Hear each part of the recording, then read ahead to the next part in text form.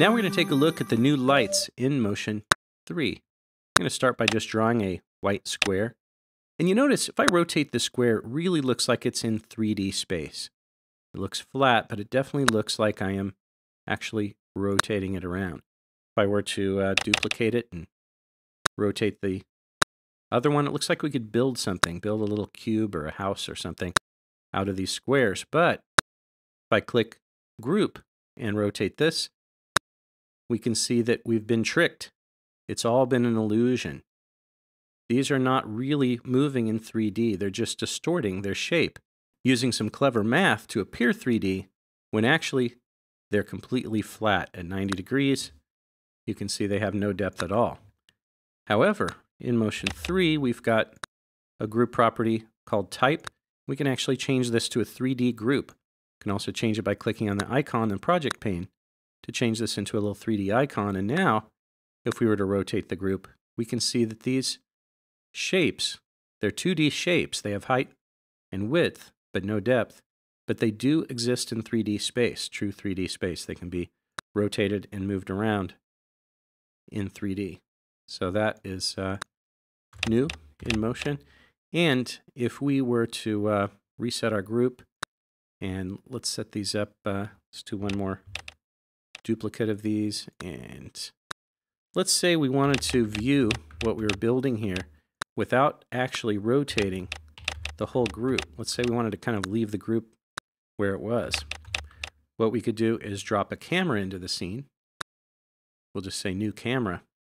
And now we've got these 3D view icons. We can actually move the camera around without actually moving our group or changing anything about the group. We can just look at it from the bottom and the top and rotate around. The camera is now in framing mode, so we're going to stay centered on the center of the universe here, unless we want to tilt or pan this first control, or rotate the second control, or dolly in and out with the third one. So right now we'll just kind of put the camera where we want, so we can continue working on our little artistic sculpture here. And what we really came here to look at was the lights. So let's drop a light into the scene. And let's put these a little bit like this. We're going to say New Light. And right off the bat, we get a point light by default. And the point light has a little kind of atomic, molecular kind of icon.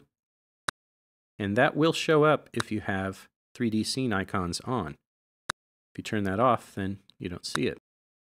But if you turn that on, you can see lights. You can see, for example, your camera and its position and angle of view and all kinds of things. So it's pretty cool. So, and you can tell what kind of lights you have. Now, point light radiates light in all directions, but it will light up a surface brighter if it's closer to it. So you notice as we move closer to this wall, we see that it's illuminating this wall more brightly. Let's dolly in a little bit.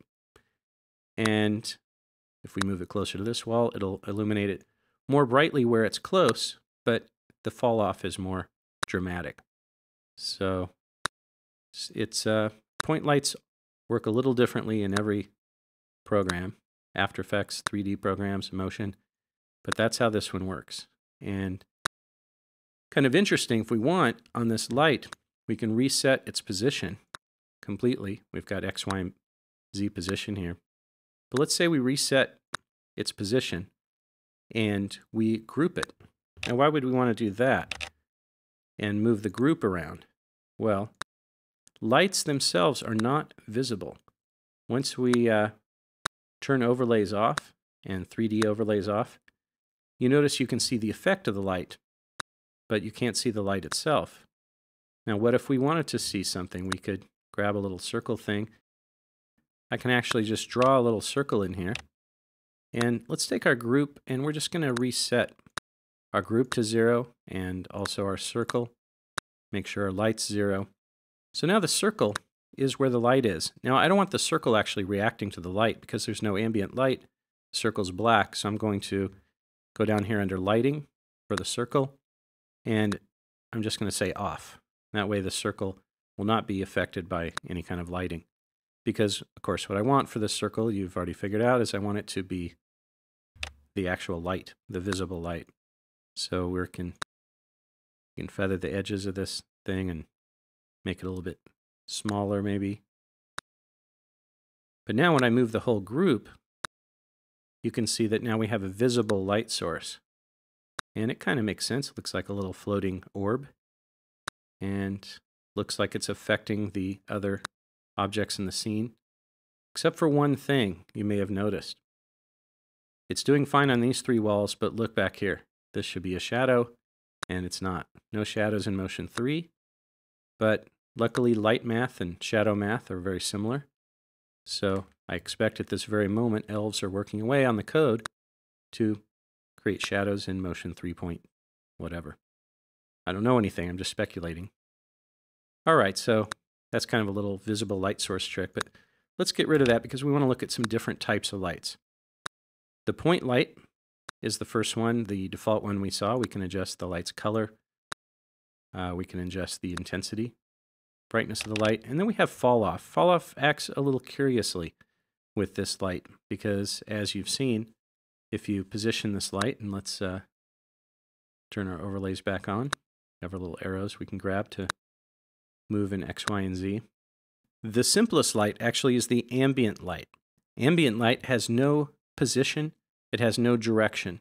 Ambient light just bathes your entire project with light coming from all directions at 100% with no fall off, and it is really how motion's always been. Always had 100% ambient light. Once you drop a light into the scene, though, a different type of light, the ambient light, the natural ambient light goes off, and now we can tint the ambient light and control the intensity.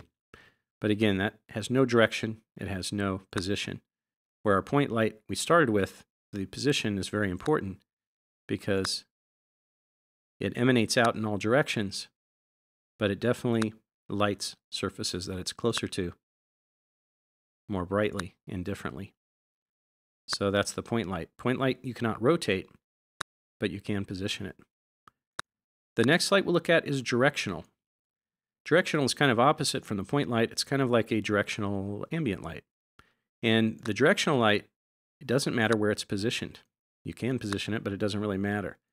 Because the directional light, let's turn on show our 3D overlays. It just depends how it's rotated. It will create what's more or less an ambient light coming from a certain direction, but it's an infinite distance away. But it will light surfaces depending on where it's pointed. So the ambient light doesn't matter where it's positioned. What matters, you can position it where it looks cool, the little aqua thing. But your viewers won't see it. They'll only see changes based on which way it's pointed. So that's what a directional light does. My favorite light, though, is the spotlight. It has a lot of different parameters. The spotlight is it's like a little spotlight, really. So it's aptly named. And the cool thing, of course, to do is to bring the cone angle down to nothing, and then bring the soft edge up. So you have nothing but soft edge, and there's the cute little spotlight. Spotlight, like the other lights, pretty self-explanatory. Color, intensity, fall off. Now we're going to set up a little oscillation on this light. Let's have it go back and forth here in the Y direction. So we'll just right-click here and throw a little oscillate on it. Start this going. That's a little too much. Let's bring the amplitude down to about 35 degrees or so. And we're going to change this light to, let's change this to green, how about?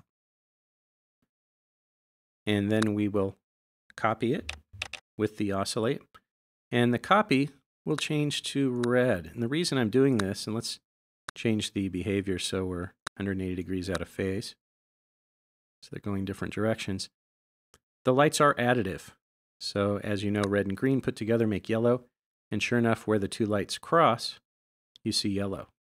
And if we changed one of them to, say, blue, blue and green make cyan, and blue and red make magenta. And so the lights are correctly additive. There's a whole bunch more cool stuff you can do with these lights, which we will see in an upcoming episode from DVcreators.